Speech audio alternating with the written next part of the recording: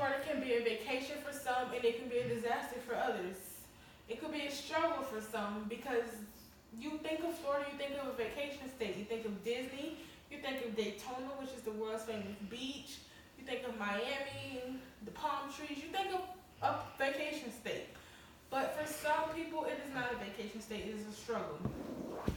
The federal minimum wage is only $7.25 an hour, and in Florida, the minimum wage is $8.46 an hour. $15 an hour for minimum wage. I don't think that is too much to be asking for. I think that is very appropriate for people to be able to make ends meet. The housing in Daytona and in Volusia County is increasing. Rental prices are definitely increasing. We see it if you go job hunting and house hunting at the same time. You're trying to see like what job can pay for this bill. This rent. It's hard. So according to Allison Shirk, she is a journalist from the Daytona Beach News Journal, and the Daytona Beach News Journal is our local paper. The rental prices have increased faster than household income, particularly in the lower income groups, and federal and state funding has not kept pace with the skyrocketing rents. And that is from Shirk. High rents, low wages leave Volusia and Flagler County in the housing bind, published in 2017. Public housing is not always available because things like Section 8 and HUD and help with your income based apartments are not available because the funding isn't there. People have to go out and they get second and third jobs, and that burns them out. Minimum wage jobs often lead to people quitting because they're overworked and underpaid. They do all this work on the job and they get their paychecks and they're like, this is all I made? I bust my butt. And that discourages people. So they quit. No raises or advancement opportunities, meaning they can't even advance in their company because there's nothing to offer them. So they quit and they go find another company to work for that they can do more for. Poor or no benefits, meaning insurance, 401k, health savings account. Some minimum wage jobs, the majority of them don't offer none of this stuff. These people are sick. They can't afford to go to the doctor. They can't pay for it. They look for jobs that offer more money. They get more money because they need it to pay their bills, of course. So I feel like increasing minimum wage can start longevity on jobs. It can help people take care of their health better. They can go get their labs, preventative care, and even go to the dentist.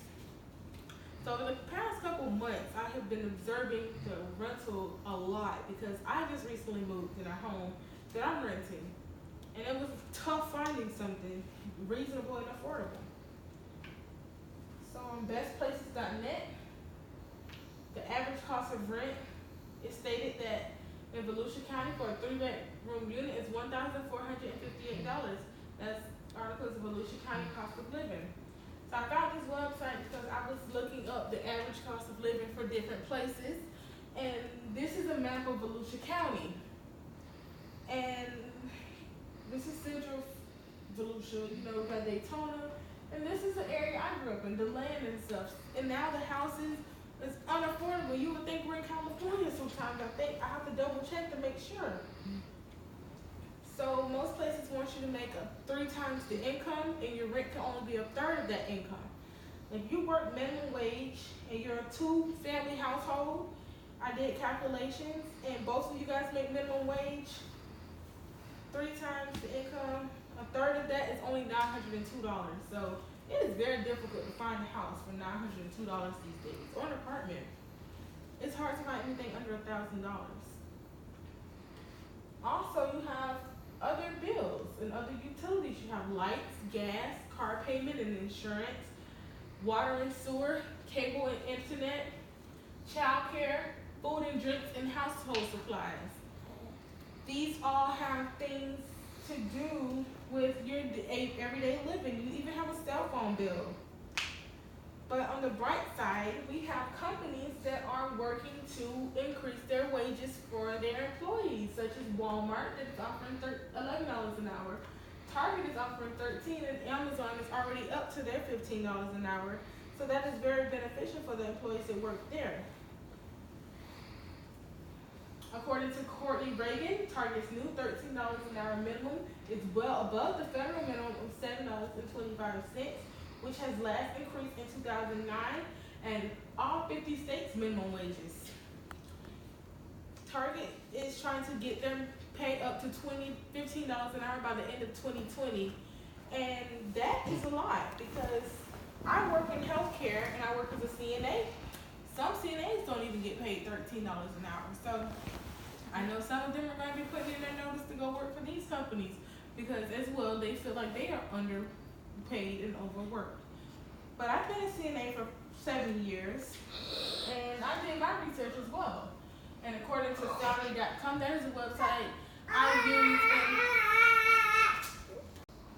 used and I did my research.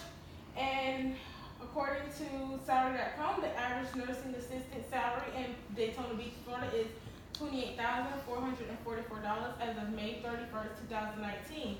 But the range typically falls between $25,922 and $31,405. So in conclusion to everything that I discussed, I think the main reason that minimum wage should be increased is definitely the cost of living, definitely the people's happiness. Because if you're making enough money to pay your bills, you are a happier person.